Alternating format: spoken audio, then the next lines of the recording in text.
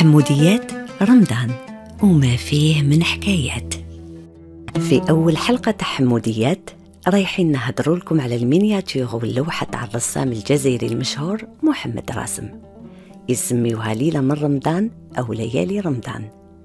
هذه اللوحة تمثل ليلة رمضانية اللي هي ليلة النص أو ليلة البدر، في اليوم 14 من شهر رمضان في مكان مشهور من القصبة في الجزائر، المركز التاريخي للعاصمة حومة سيدي محمد شريف.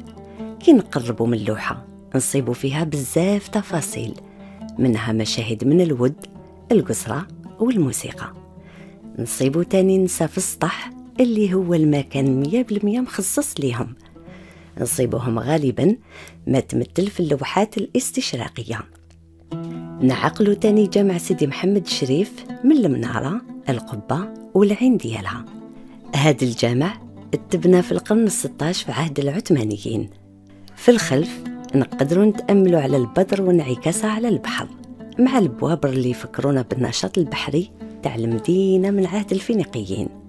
جورج مالسي مؤرخ فرنسي يوصف لنا اللوحة هكذا: قمر رمضان يضوي على خليج الجزائر، المسار الذهبي للضوء ديالو يلمع فوق البحر الهادي، يغمر المدرجات والمآذن والقبب بالبياض، ويضع الصفاء على اضطرابات المدينة. عالمنا يدبك مالو، صحاب المتاجر، نساء ورجال، الأطفال والمتدينين.